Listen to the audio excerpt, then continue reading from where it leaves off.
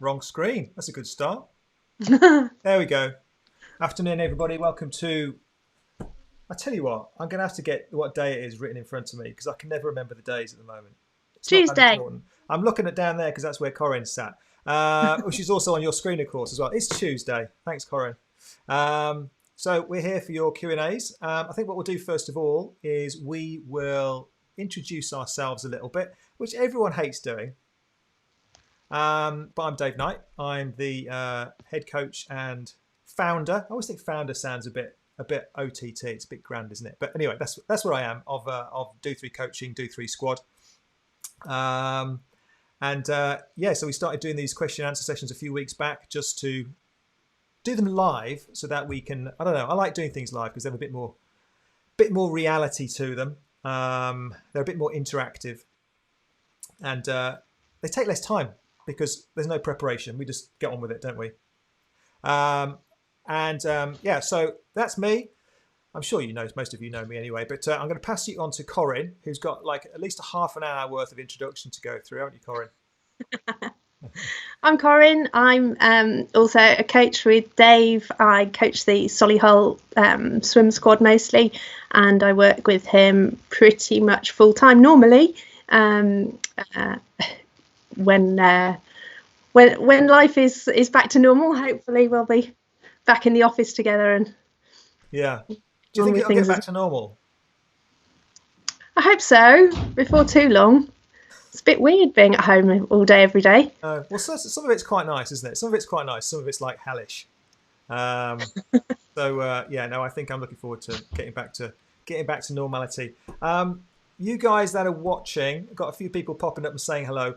So this is a Q&A session. We'll have a general chit chat and just whatever comes up we'll talk about. So if you're on Facebook or if you're on YouTube or wherever you're watching this, if you just type your comments in the comments box, they should come through to us. Okay. Just say hello or ask a question, whatever you like, really. Try not to be too abusive, but try and keep it nice because we do our best, don't we, Corinne? We try. We try. Hi, Steph. Hi, Louise. And we'll see how we get on. Right. So we've got a few kind of pre-set up questions which have come in from the guys on Facebook. And the first one. Now, we don't prepare for these questions. I like them to be. Maybe we should at least check them before we start talking about them because I read them. I'm literally reading them as I read them, if that makes sense. I'm not pre-reading them or anything like that.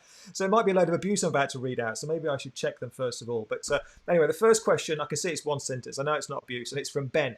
So from Ben Chat, are foam rollers worth it? Now, this is there's a long answer and a short answer to this. I think is probably the best way of putting it. When I was training more. I hardly train at all now, but when I was training more, I was really rubbish at doing kind of self-maintenance. And it's something which we certainly advise athletes to do if they are training. All athletes really, but certainly if you're training to any kind of volume or any level, because self-maintenance is the thing that's going to keep you able to train, keep you fit and healthy, keep your muscles moving, keep the flexibility where it should be. There's a whole range of reasons for doing the kind of general term of self-care, and of course foam rolling even is one of those. Now, the simple answer to that question, Ben, is are they worth it? That's the question. The answer is yes, they are. I think they certainly are worth doing. But what I would add to that is be careful about the frequency of doing it and knowing how to foam roller properly. Because I do know of athletes who can over treat themselves or over roll, if you like, and can cause soreness and bruises even by overdoing it. Certainly the advice I give athletes generally when it comes to foam rolling is to do it fairly frequently, but to do it fairly gently. To do it fairly gently and frequently, and just try and keep on top of those muscles and stop getting them really kind of tight and gnarly in the first place. It's worth watching some YouTube videos and things, or speak to a physio if you happen to have one, or someone who knows what they're doing in the squad, or your coach, to give you some instructions about how to foam roll. And that needs to be really a practical demonstration, because it's very difficult to just try and describe that over the over the telephone, or whatever it is, however you speak to your physio. So in simple terms, yes, I think they are worth it, but just be careful about, that's the biggest thing, is just be careful about overdoing it. I don't know if you've got any, because you do a bit of foam rolling, don't you, Corinne? Yeah, probably not as much as I ought to do. I actually really enjoy the feeling after foam rolling. I always hate the actual foam rolling itself, because it hurts. But like Dave says, you need to just be careful about how hard you roll. And if you watch something like Trigger Point, they have YouTube videos of how to foam roll different parts of your body. Trigger Point, it is Trigger Point, isn't it, that make the foam rollers? They've certainly got some stuff that you can watch that's not too long, and tells you sort of how hard to roll and which direction to roll. And yeah, I think if you use them regularly, they can be really useful. Yeah. And I think maybe that's something we ask, if we can get John to come on, Physio John, to come on for a Q&A at some point. We can ask him to talk a little bit about foam rollers then as well. Yeah, no, absolutely. And you kind of get people who are, you do get some people who are anti this kind of thing. And when I say this kind of thing, I mean things like, well, let's not get into stretching and all that kind of thing, about when you should stretch and when you shouldn't stretch and all this kind of thing, because that's a whole, we could almost do an hour just on that. But there is a kind of school of thought that you basically let your body kind of take care of itself, and you don't look after it on an ongoing basis. And I kind of understand that kind of argument to a degree, but I think in general, certainly in my experience and the experience that we've had with the squad and things, general ongoing maintenance on a regular basis is the best way to look after yourself. And foam rollers, I was saying foam. Where's that coming from? Foam rollers. I kind of think of it as almost like a DIY massage. So if you can't go and see your massage therapist for a proper sports massage, then yeah, absolutely, the foam roller will kind of suffice in between. And almost think of it as I don't know if you think of it this way, but I always think of it as like a mini massage. Effectively, it's trying to kind of loosen up the muscles, get the muscle fibers running nice and smooth and in alignment. Try and break down any kind of sticky patches that are any adhesions that are in there, and try and get them all moving fluidly and easily again. So Ben, you've asked that question. I don't know if you've got one. Maybe if you're watching, then send in a follow-up and just let us know what your experience is.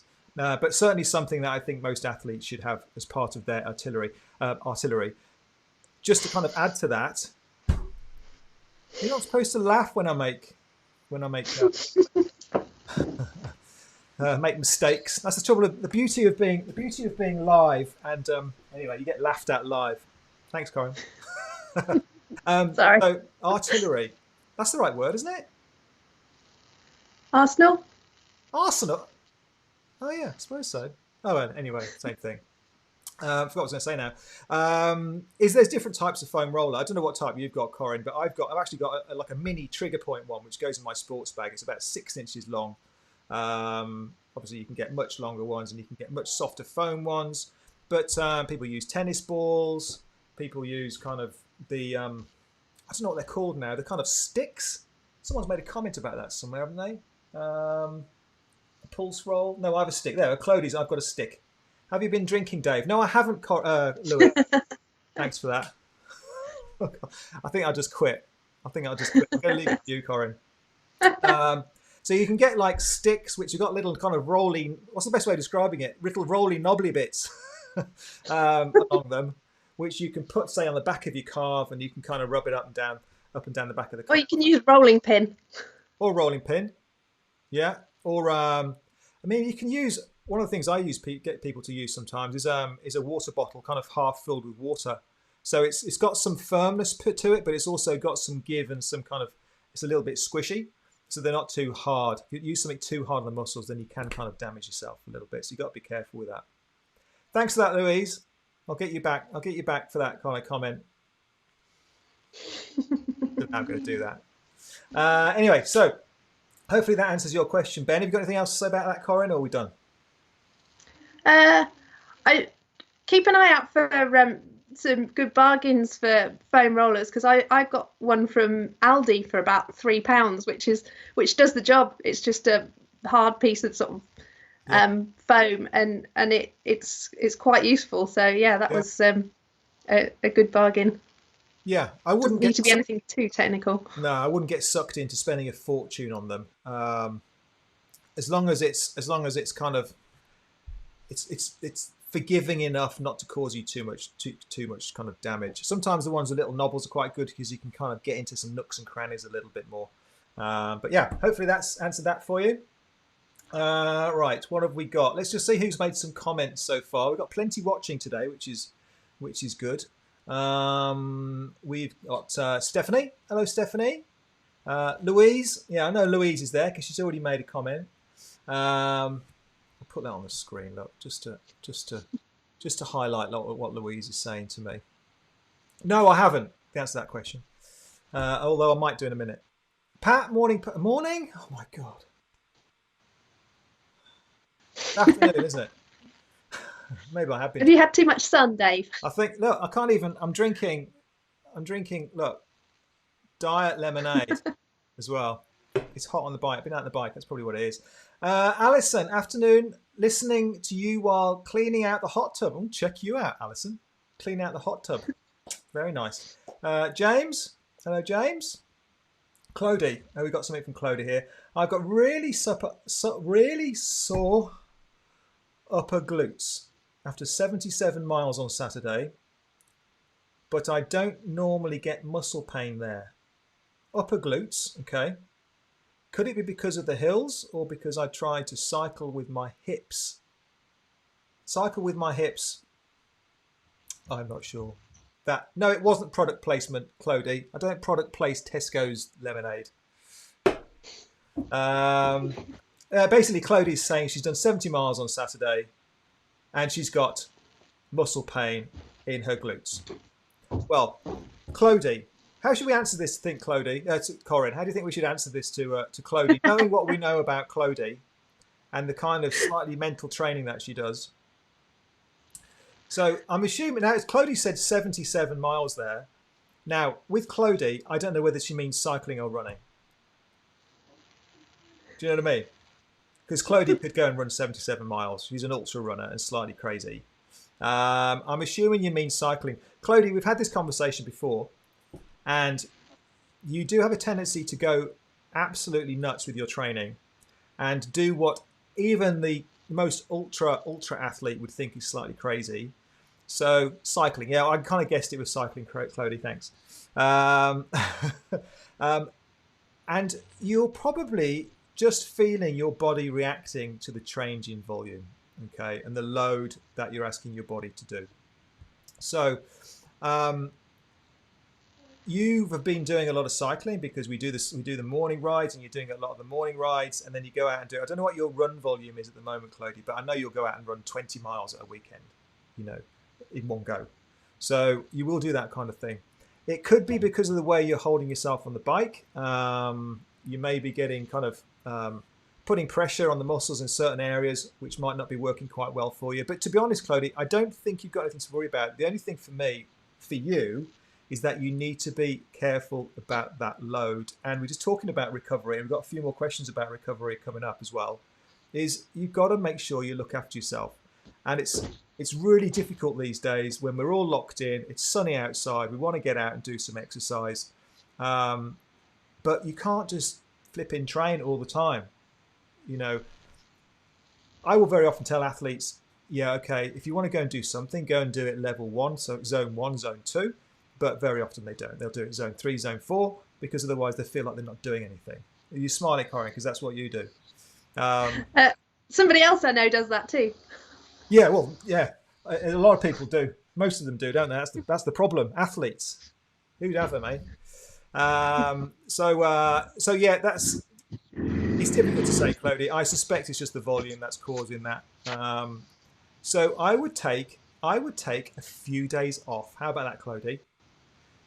So some of the squad do listen to me. Ben had a day off. Ben had a day off. I could see he was knackered on the bike yesterday, so I said you need a day off. So he wasn't there this morning. So it's good. So take the rest, and then you'll come back stronger afterwards. Because remember, you get fitter, you get stronger while you rest, not while you train. And without that rest, that adaptation won't happen. So you can actually plateau, or you can actually go backwards if you overdo it. And you don't want to put all that work in. Had a day off yesterday. Well, have another day off, Clody. Have another day off. Sometimes one day doesn't cut it. And we'll talk about rest in a minute. I don't know if you've got anything to add to that. But we got matching tops on, Corinne. It's like we arranged it. We're very well branded today. Yeah. Look at my stripe. Can you see that? Can you see how see-through it is? You can see straight through my chest. Anyway. I won't do the same. No. You got anything to add to that? Did you say no? No, I don't think so. No? I think Clody she works her socks off in the cycling session. So I suspect, like you say, it's just the load that she's just been working really hard, and maybe she needs a bit of foam rolling on those glutes to release them a little bit. Yeah, absolutely. Yeah. So I don't know if you have any, you get any kind of self-care, Clody, that kind of thing. So massage, and massage is difficult at the moment, but certainly foam rolling. Start to look after yourself. What else have we got? So on the questions, Louise. Louise has come up with a serious question now. Maybe I shouldn't answer it now after she's been taking the mickey. So serious question. After 8 weeks not swimming, any suggestions of how to ease oneself into open water swimming? Start with 2K ? Or 30 minutes? What do you think, Corinne? I think one of the things may be that you'll need to think about the temperature, because it's still relatively early season for open water swimming. So 30 minutes might actually be more than enough for most people at this point. And so consider the cold, as well as considering how much your muscles will be able to cope with at this point. It depends whether you've been doing any kind of swim replacement work. So if you've been doing some cord work, or if you're lucky enough to have a pool where you've been able to do some tethered swimming, then you might be able to do a bit more. But if you've done nothing at all for 9 weeks, then I would the first time you go and just swim for 10 minutes just to enjoy being back in the water, and don't worry about doing it as a training session. Just go and enjoy it. Yeah, as Corinne just said, that's pretty much exactly the same as I was going to say. I wouldn't worry about the structure of it for now. It's just the first few sessions. Just get in. I mean, you're going to feel the cold, because you feel the cold. I mean, obviously, I know you, Louise, because you feel the cold anyway. So I wouldn't read too much about the structure of the session. I should just get in, do some familiarization of being in the water again. Just do, I don't know how big the laps would be where you're going, but I think you're going to be limited by the temperature and the time you can stay in the water, as Corinne says, because your core temperature will slowly start to drop, and you'll get cold. And you'll also get colder. You'll be colder than you think you are while you're swimming. So you've got to be really careful when you go open water swimming not for the first time, but when you're back in the water, because you'll be swimming away and you'll be feeling quite, you'll probably be feeling cold but okay. But in actual fact, when you stop, then you will start to feel how cold you are. And it might take you, when your core temperature has dropped by quite a long way, because it can take you a long time to warm up. Because you've got it's not just surface temperature where you put a warm coat on and you start to feel better. Your whole core temperature has dropped a little bit, and you've got to wait for that to come back up again. So be really careful. Okay. Janet and Becky had some useful tips the other day about open water swimming. They're two very experienced skin swimmers, and they are saying the best thing to do is, when you're driving there, is get your car as warm as you possibly can, so your body temperature is actually quite high when you go in the water. Yeah. And hopefully your car will still have a bit of residual heat in it when you get back into it to get changed afterwards, and have a hot drink there ready, and obviously lots of layers and a hat, even in summer maybe, to warm you up afterwards. I'm trying to think of any other tips they gave. One of the things that I thought was quite useful was, when you feel like you could stay in all day is probably the time to get out, because that's one of the signs that you're borderline hypothermic if you stop feeling cold. Yeah. So if you feel like that, time to call it a day and go and get warm. Yeah, yeah, exactly. Just don't stay into the point where you're feeling cold in the water. All right. Well, I think that's hopefully answered that. Janet's come back. Midland Open Water 650 lap. I think Louise, you're going to be swimming down at Eton Dorney, I assume. Louise is there saying the lake is 17 degrees, 15 degrees at Midland Open Water at the moment. Lisa, I swam twice last week and it wasn't cold. Well, I think some people will probably feel it. I know a few people who really suffer, and I know some people who don't. Yeah. So it's different people, different people react to it differently, is what I'm trying to say. What else have we got? Clodie, thank you for the introduction to the chords, Corin. They're great sessions, don't take too much time. I've muscles in my arms. Clodie's got muscles in her arms. And we got John Southall asking the same question in terms of open water. Questions are coming in quicker than we can answer them now, so I'm to scroll back up again. Yeah, so hopefully we've answered that for you as well there, John. First open water on Thursday. Where are you going, John? Probably going to Midland Open Water as well, I guess, from up that way where you live.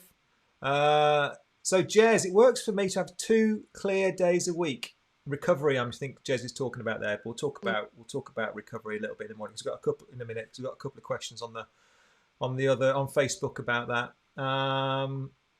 Liquid Laser Datchet. Oh, I don't know where that is. John Southall, Dostil. So everyone's swimming at different places. They're all going to be the same. They're all going to be cold. They're all cold and wet. So there's probably not much difference between them from that. All right. So let's have a look at the Facebook comments. We've got a bit of a change of tack here. Pete Wheeldon. Right. Carbon wheels, rim brakes, and how overheating can be dangerous. Watched a video on this the other day and said the design was poor. What's your experience with carbon wheels and rim brakes, and how to look after them when riding, especially downhill and at high speeds? They are expensive after all. Right, so let me just kind of try and understand that question, right, what you're asking here, Pete. So how to look after carbon wheels with rim brakes, because they can overheat. Yeah, so you can, carbon wheels, the way they're constructed can, if you don't look after them, of course, you can damage the surface of the rim. That's a simple case of, well, it's a few things, but one of the things is making sure you're keeping them clean, making sure you got the right pads, because you've got to use the proper pads for carbon wheels. And what can actually happen if you don't keep them clean, or you're unlucky and you get some grit embedded in the inside of the brake pad, is those brakes over time will push on the wheel, obviously to slow you down, and will start to break down the surface of the carbon. So you've got to keep it all nice and clean. Depending on the type of the wheel, we were talking about this earlier, weren't we, Corin? I'm not a real kind of wheel geek. I don't think you are either, Corin. Is that fair to? No. No? No, Okay. I think that's fair. So in fairness, there might be better people to ask than us in terms of the actual kind of super technical detail about wheels. Maybe we should ask Parkour. Yeah, maybe we should get them on. There will be wheel geeks. I tell you, Jonathan, I said Jonathan Davis then, Jonathan Edwards. Jonathan Ward. Jonathan Ward will know about this. I'm sure he won't mind me calling him a geek. But I'm sure he will know this. So the wheels can delaminate. So what can happen is the kind of effectively the layers can come off, the carbon layers can come off. I don't know how they're kind of constructed, but I think some of them can actually kind of break down and the layers can come off. My answer to that question would be just to kind of look after them, Pete. However, heating can be dangerous. Yeah, they can overheat if you're heavy on the brakes. Then of course that friction will cause the heat.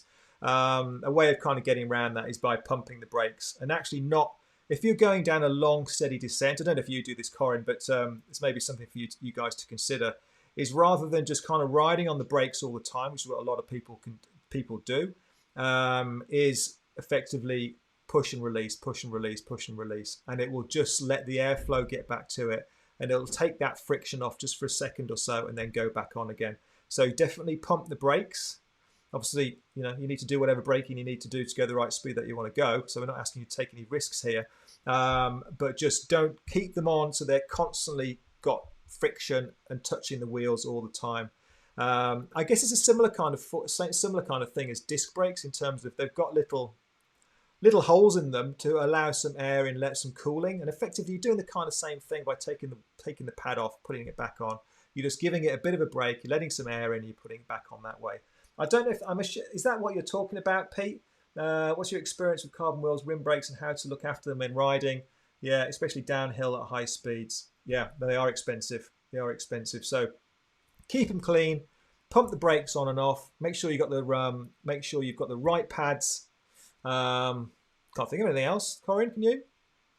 No, that all sounds good. And learn to control the speed on the downhill, so you're not yanking on the brakes and holding on to them. So yeah, just feathering them and going into the descent at the right.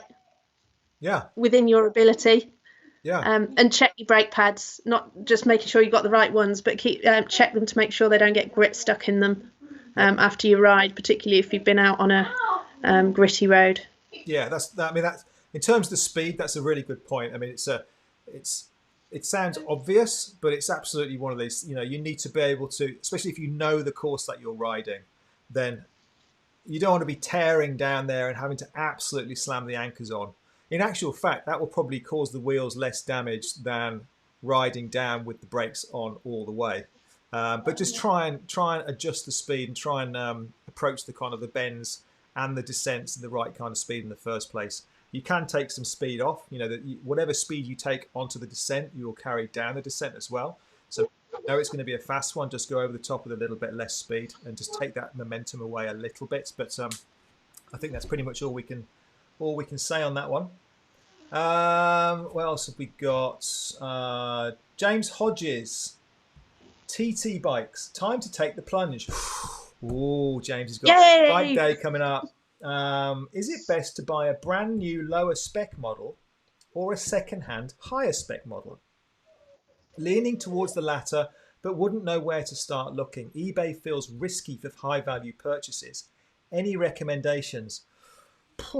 This is quite a big one as well, isn't it? We could talk all day on this one as well. I've certainly been through this process myself, and I know lots of other people who have, and I've been through exactly the same thought processes. Do you go, say you've got, for argument's sake, you've got $2,000 to spend. Do you go and buy an entry-ish level TT bike, or do you get a $5,000 or $6,000 bike, which is now down to $2,000 because it's 4 years old or something like that? I don't know. I think what I did with mine, when I bought my road bike, I actually managed to find a guy who sounds really dodgy this, but I don't mean it like this. A guy who he built bikes effectively. So it's an S-Works, it's a good spec bike, but the guy he'd got the frame and he'd got the bars and he'd got the wheels from somewhere else, and he built a top spec bike. Like by the way I think he had contacts in the bike trade and bike shops and all that kind of stuff. And it was a way of getting a top end bike at a decent price. Now this particular guy, if you speak to me afterwards, James, I'll give you his details because I think he still does operate, even though this was 7 or 8 years ago when I got my bike. It's a business. It's a business, and he's a professional, and they're genuinely obtained parts. So it's effectively a new bike, but it's not an off-the-shelf bike from Cervelo or from the local bike shop. So there's a way of getting a new bike at a slightly more cost-effective way, but they generally generally are top-end spec. So that's one option for you. eBay second-hand bikes, straight second-hand bikes, where you if you're going to go and spend £2,000 on a an old P5. I don't know if you get them for £2,000. I think we've seen some, haven't we, Corin? Old P5s for £2,000. Yes, like that. Yeah, is you don't know the history, and the difficulty is you might end up having to drive to deepest, darkest Wales to pick up a TT. Not that there's anything wrong with Wales. Pick up a TT bike, and again, you don't know the history.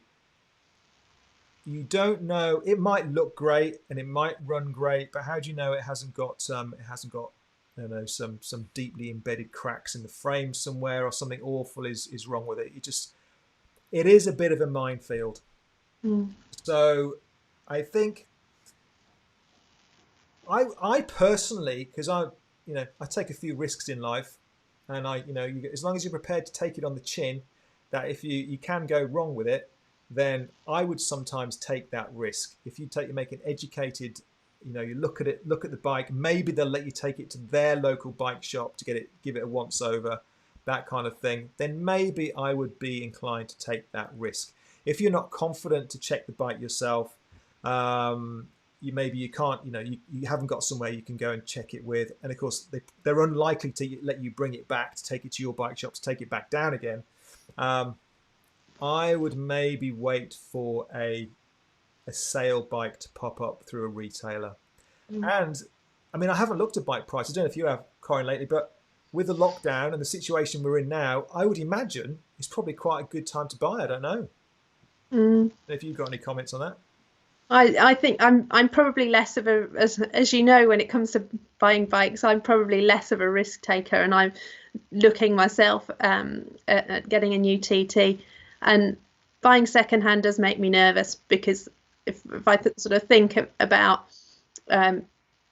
my own bike and how many miles I've put on that in the last 4 years, compared to somebody else who might have bought the same bike at the same time and who will have put a fraction of miles on it, so their bike might be a great bargain if it was for sale compared to mine, which is probably not in brilliant condition because it's been very well used. And with carbon bikes, I get really nervous about cracks that you can't see, and what the consequences of that might be if you got it wrong. So for me, I'd go and have a look in the sales and maybe get a previous year's model, and maybe upgrade it as you can afford to as time goes on, rather than taking a gamble on a second-hand one. But that's just me. I'm not a risk taker so much. No, you're quite right there. I mean, what you do get, of course, in the triathlon world is triathletes love their kit, and you get triathletes who are even in it for one season or one race. They're going to do an Ironman or something, and they spend an absolute fortune on it, and then they disappear. Or you get people who are in it for the long term, and the people that will do it for one season will, they'll spend £10,000 on a bike and they'll be selling it, as soon as the season ends. So there are some cracking bargains to be had out there, but you need to be able to know what you're doing trying to find them, and just be careful about nicked bikes as well. Something we haven't kind of touched on yet, because a lot of people get their bikes nicked. So you've got to make sure that whatever you're buying is a genuine bike. So make sure that you check out the serial numbers and all that kind of thing, and just make sure that you've got a legit bike. Do you know? I don't even know how you would check that.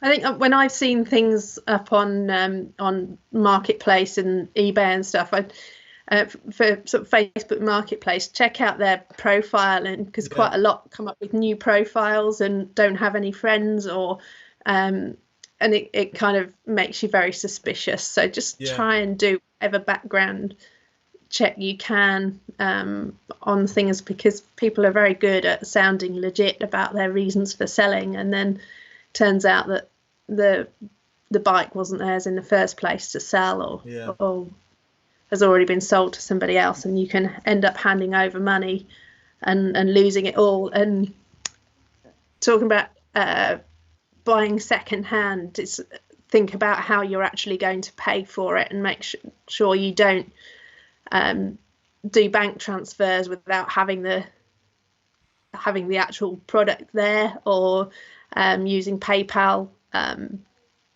Is it PayPal Business or whatever, rather than friends and family?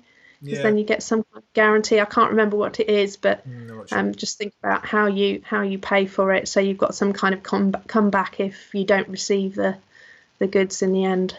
Yeah, yeah. It is a bit of a minefield, isn't it? Ultimately that's the conclusion we're coming up with there.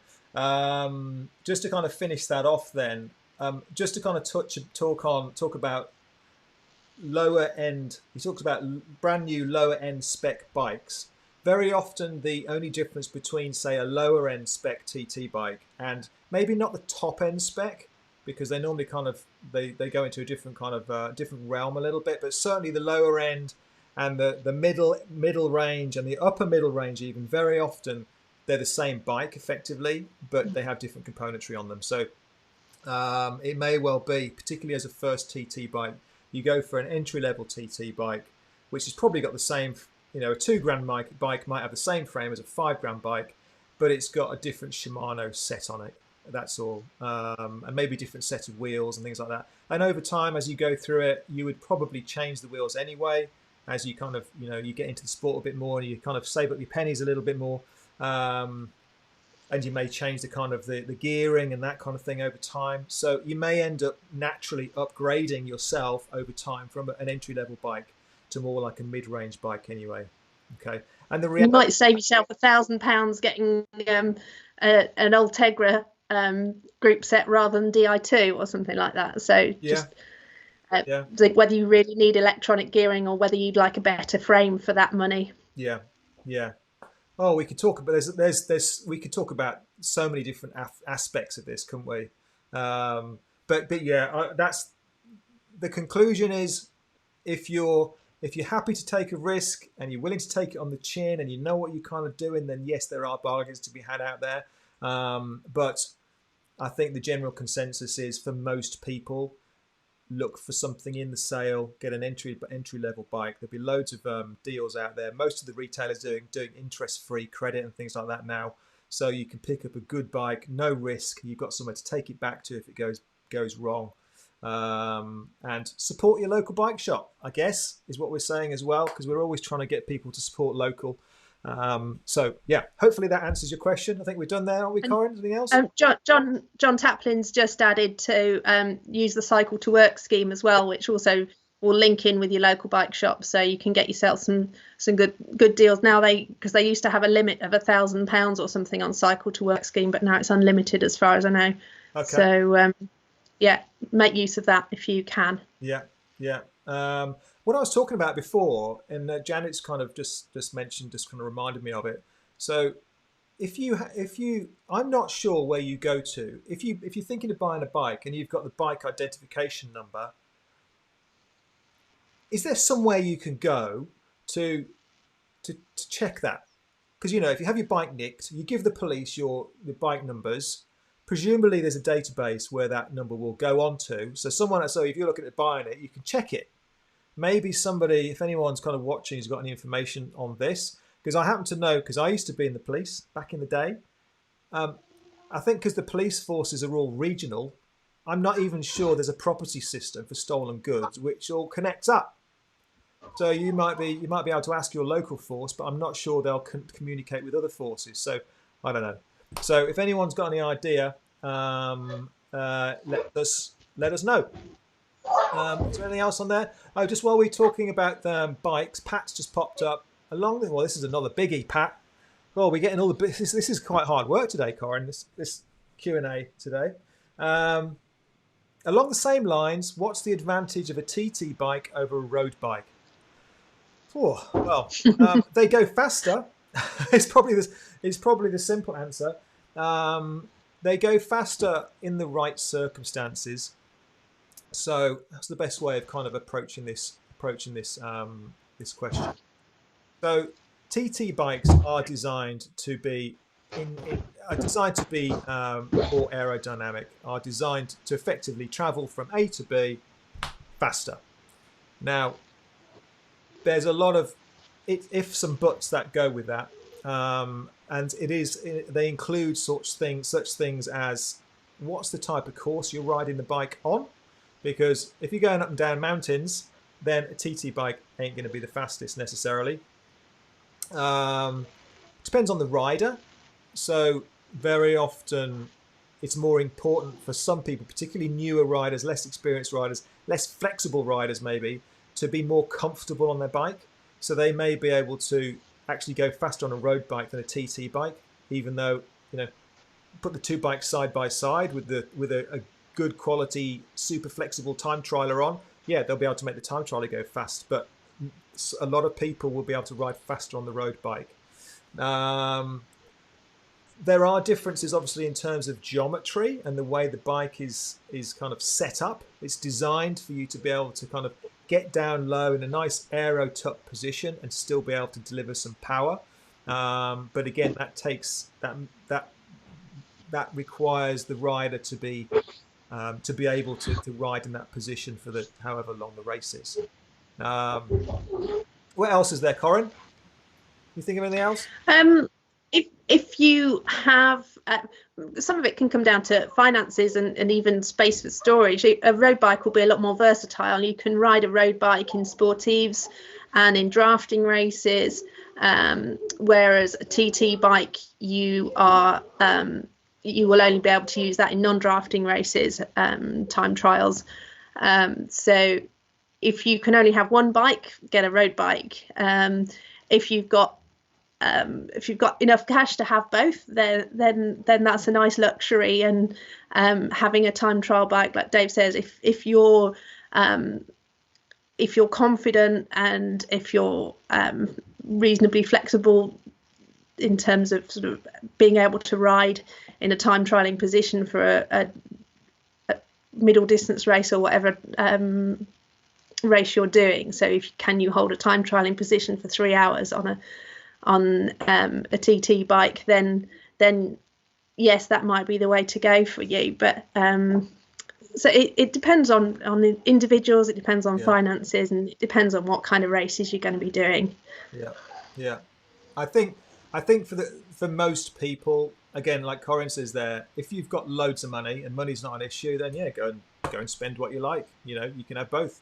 But I think for most people, just getting new into the sport, just the road bike, not even with clip-ons. I mean, a lot of people will put clip-on tri-bars on their bike, on their road bike, because they think that's what triathletes do. And when they use the clip-on tri-bars, they're all bent out of shape and they're not comfortable riding on them. So very often the benefit, well, there's no benefit from putting clip-ons for some people unless you're actually in a position to be able to use them and actually get some kind of aerodynamic benefit from them and hold the position. Very often you're better off just riding the road bike as a normal road bike, holding the drops. That will get you nice and low anyway. It should do. So I wouldn't worry too much about it. Just get used to it, riding a road bike. And then as and when the time comes, if you want to take things a little bit further, you've got the money to do so, then absolutely. A midway kind of house is you can get some aero road bikes, type bike, and get some tri-bars put on there, some clip-on tri-bars like the ITU guys will ride. So you can do that, but you'd have to make sure that you're really careful with the size of the bike that you buy and get the setup right, so they're actually able to use that setup to its max. I think a lot of the ITU guys don't even have tri-bars on now; they just ride them as road bikes anyway. Because sometimes you have to be so reactive in terms of braking and accelerating that you want to be able to have access to a good set of bars to be able to to brake and to turn the corners and this kind of thing, quickly and reactively. If you're down on the tri-bars, then you haven't got access to the brakes as readily. So all that kind of stuff, the confidence to be able to ride the thing as well. So hopefully that's answered that. What else have we got? Clody, bikeregister.com, the bike checker. If you've registered your bike with the police at the station. Okay, so maybe that's an answer there, Clody. If you have registered your bike, maybe that is that. Clody, if you're watching, I guess that's as the name suggests, bikeregister.com, where it's a central database for bike registration numbers. If that exists, then great. It just relies on everyone using it, and I've never heard of it, so I can't imagine how many people use it. But there we go. Okay, so what else have we got? Ben has asked, so can fatigue be exercise specific? I took a day off the bike yesterday because I had nothing to give, in brackets overtrained, but still plan to go for a run. Is that a bad idea? Um, well, this is another big one.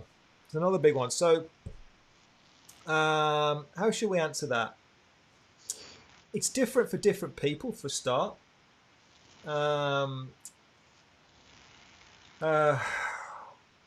That's quite a difficult one, really. I think what I try and say to people generally is you've got to listen. You've got to listen to your body and be honest with yourself, and ask the question. Ask yourself the honest question now. What is going to be the best thing for me to do right at this moment in time? I think most people, when they're at that point, will know deep down that they should take full rest and should have a day or two off. What very often kicks in is the kind of the devil there saying, "Oh yeah, but I'm going to lose a day's training, or I'm going to lose fitness, or I want to eat my cake later, therefore I've got to train." Whatever it is kind of eating away there. You've got to listen to what your body's saying to you. And going back to Ben's basic question, can fatigue be exercise specific? Well, kind of. Yeah, kind of. I mean, if you're battering yourself on the bike, then you can potentially still swim. But we're talking about, there's a difference between kind of muscular fatigue and energy levels, general energy levels. So, have you been fueling properly? When you get tired and your energy's low, then your motivation can drop, and you can feel low, you can feel depressed, you can feel any of these things. So if you start to feel, these are kind of the classic symptoms of overtraining, really, when you start to feel these. If you start to feel those even on a short-term basis, you're better off having a break, give yourself a day or two, eat well, drink well. When I say drink well, I mean, not alcohol. Sleep well, and then give yourself a good couple of days and see how you feel after that.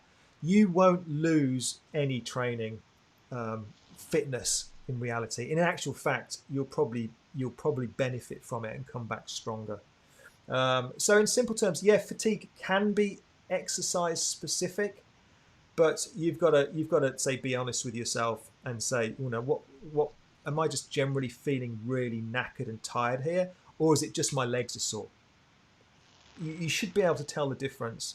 If you're not sure, speak to your coach, who is us, who's us anyway.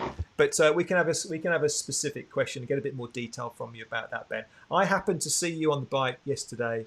I know the type of session we were doing, and this is what coaches are all about. Coaches should know athletes well enough in conjunction with the type of training they're being asked to do to know how that training should feel. Okay, so yesterday morning we did it was a sweet spot bike session. Sweet spot bike sessions shouldn't be that hard. They shouldn't be that hard. So if you're absolutely blowing and your legs are stuff, I mean, I felt it this morning. I did the warm up and my legs were knackered, and I dialed it right back. I know I was too tired.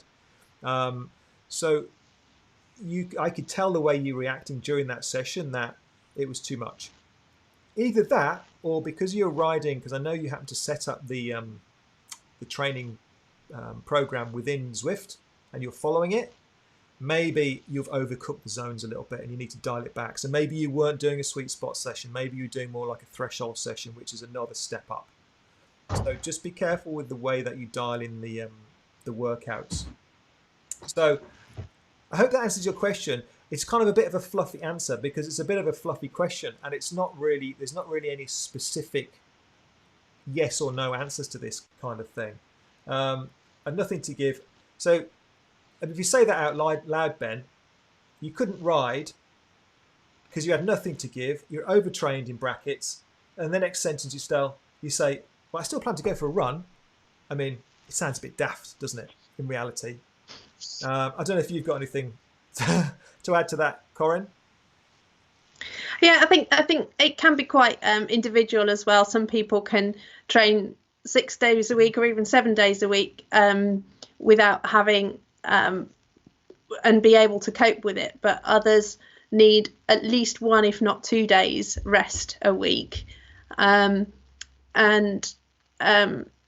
some of it comes down to trial and error. I think you maybe need to just try see what Yep. response you have to having a day or two off a week. Most people will have a day either completely off or with something very, very light, or what we'd call active recovery, which will just be an easy run day or a swim or something like that. But I think Jez made a comment somewhere, I think it must be on Facebook because I can't see it, about he's found his training is more productive if he actually has 2 days off a week, and he's been seeing some good gains by taking more recovery, and like you say, make sure that you get your diet right and you get your sleep right, because they can have as big an impact as the actual volume of training. So try and nail those as well, Yeah. and give your body as much chance as possible to recover ready for the next session. Yeah. But yeah, Ben's been doing some pretty hard sessions for all of lockdown, so probably due a couple of days off. Yeah. Yeah. And Corin's quite right there in terms of. I think there's another question. Yeah, Janet's put a question on there. How often should you have a rest day? Should you have a regular recovery week? Some general advice about increasing training and resting would be useful. Yeah. Okay. So this follows on quite neatly from what you just were talking about there, Corin. So again, it's very individual. When I coach some athletes, I will sometimes I don't give a rest day for certain athletes at certain periods of their training, and I give almost like an active recovery day, as long as they can be trusted to treat it as such. So they don't completely stop. Some people don't react well to completely having a full day off. Some people just kind of, even just a leg spin, just an hour's leg spin on the bike, or just go for a very gentle short run, because I don't really ever think there's any such thing as a recovery run, because the nature of running is quite not damaging to the body, but it's the impact that's involved with running. It's not really a recovery type sport. You could go for a gentle swim for half an hour or something like that, maybe an hour. But again, you've got to be able to trust the athlete to be able to take it nice and easy. So some athletes I don't. And another reason for that is because if you've got a good relationship with athletes, then and you speak to them frequently enough, then you can kind of almost administer rest days as and when they're needed. And if you've got a close enough relationship with athletes, you can be just so connected to the point where you can sense that things are building by the way the training is going and the kind of feedback comments you get. Obviously, you've got the metrics and the data as well coming in. So a good coach should start to recognize when things are just on the turn. And also most age groupers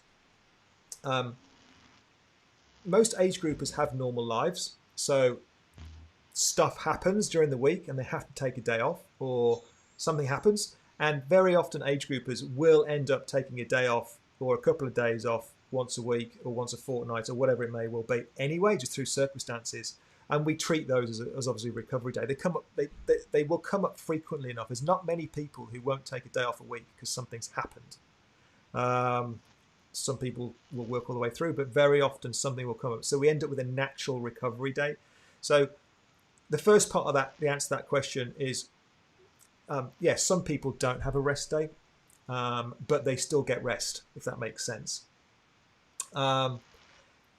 If it was an athlete I was coaching remotely and didn't really have that closer relationship with them, I would more than likely build a structured rest day in at least once a week, maybe twice a week, and that would come at a particular time of the week. So it would normally come just shortly after they've done their big session, so maybe a big brick session at the weekend or a big long ride or something like that. and give them some recovery ready to restart the next week. Or they may have 2 single days off separated. So, every 3 or 4 days they'll have a day off. So in simple terms, you need some recovery built into the week there somewhere, either full rest or a very honestly active recovery day. And the same kind of thing goes for blocks of training. So some athletes have a 3-week block. Some athletes have a 4-week block, and they'll have a recovery week, or don't call it recovery, we call it regeneration week, because regeneration reminds people about what it's for. It's not so you can spend a week cutting the grass and painting the fence and building a shed or whatever. It's a recovery week. If you're going to fill it with working harder than you've ever worked before on your house, then that's not a recovery week. A recovery week has to be a recovery week. So we call it regeneration. So it reminds you what you're meant to be doing during that week. So have one of those every 3 or every 4 weeks, depending on who the athlete is and what the need is. And again, as Corinne kind of touched on before, you should start to realize when you need those breaks, how often you need that rest. So every 3 weeks or every 4 weeks, have a dial back week. It allows you to breathe, take stock, for your body to absorb the training, and then for you to kind of almost feel like you're kind of gunning for it. You want to go back and train again. If you don't have that little break, then you can start to feel like you're going through the motions, and you're kind of chugging along, and you lose your motivation there, and then the quality of the training drops, and you just start to lose your mojo. So it's really important that you build and you recover, you build and you recover, and you build and recover. So the kind of classic training load graph, if you like, kind of goes up and then it drops down, and then it goes up again, then it drops down, and you're constantly building layer upon layer upon layer. And that happens day by day, week by week, month by month. And that's how, kind of taking things a little bit further now, that's how, which is quite apt now, we do what we call layering in terms of years. So most athletes, to become at a very good level, reach a very good level, take years, several years, different times for different athletes depending on what the background is, but several years to layer that repeated work on top of each other. All right. And I mentioned this is quite a good thing to talk about now, because don't look at this year as a complete write-off because we've got no races. You might feel like the kind of world's coming to an end a little bit in terms of training and racing. This is another layer. We treat it as a really good positive layer, which is laying another foundation block, if you like, which we will build on top of when we do start to race again. So don't think that this period is wasted, because it's really not. You've got to maximize this period as much as anything else. So that's weekly. That's the rest days every week, rest days every kind of block, whether it be 3 weeks or 4 weeks, and also seasonal blocks, seasonal rests. So if you do an annual training block, you need an annual recovery period in there as well. So all of our athletes will, depending on what the seasons are and when the races are and all that kind of stuff, we'll have October, most of November off, and we'll start training again, maybe like November, December. So they have a big block, a couple of months or 6 weeks of training off as well, where, again, it's a bigger period for you to regenerate and get the fire burning again, effectively, ready to come back at the end of the season, the end of the year, to have a nice build up to next year. So weekly recoveries, monthly recoveries, seasonal recoveries. I think that's it, really. You can just very briefly add in there, within sessions as well, making sure that recovering even between intervals is really important. And we've had this discussion with some athletes about interval sessions. The easies between the intervals are really easy. It's not hard and then slightly less hard and then hard again and slightly less hard. It's hard, then really easy, and the easy sessions are important. The easy sessions and the easy intervals are really important for recovery, because if you train 6 days a week and they're all sessions that are pretty much, or sort of 7 out of 10 plus, you will suffer for that. Whereas if you're able to push 9 out of 10 on the hard bits and then go back to 4 out of 10 for the easy bits, or 3 out of 10 or even less, then that you're less likely to burn out if you just do the individual sessions and include the easy bits where you're supposed to. It's really easy. Yeah. As I said, for your long rides, Sunday long rides, there's supposed to be zone 2. They're not supposed to be sweet spot rides. Yeah. No, absolutely, quite right. You're quite right. I mean, I went too far the other way, or like kind of went the other way up to kind of annual. And you're quite right, Corinne. Coming back the other way, and we see that all the time. People going too hard, and we have double sessions very often. So double bike days. Make sure that you're recovering well in between as much as you can. You know, being a real world person with jobs and responsibilities and that kind of thing, but recovering really well in between.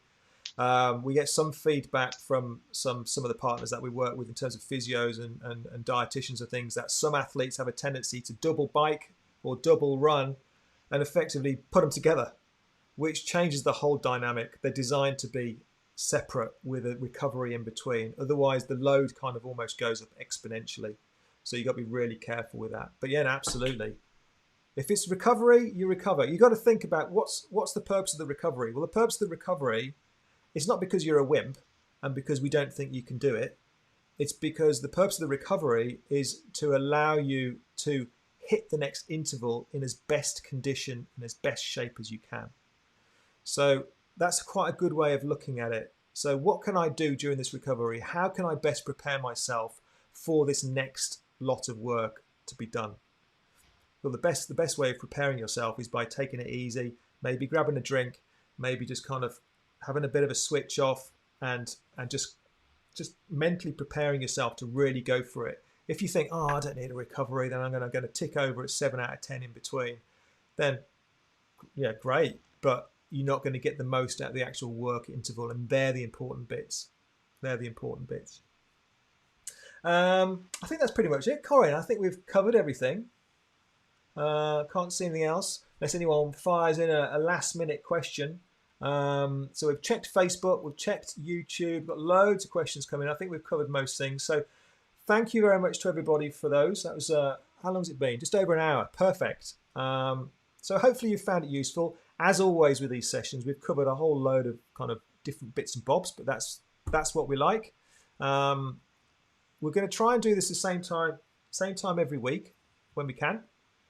So save your questions up, and no question is daft. You know, no question is embarrassing.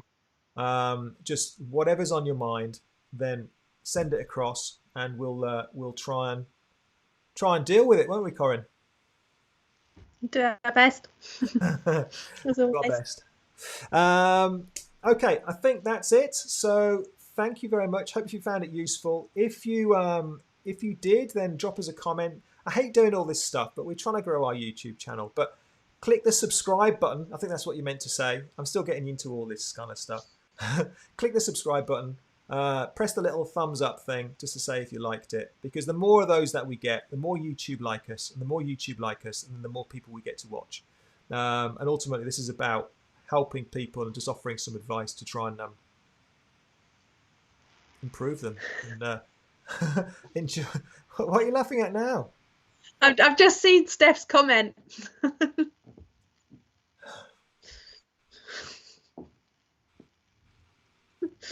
Thanks, Stephanie.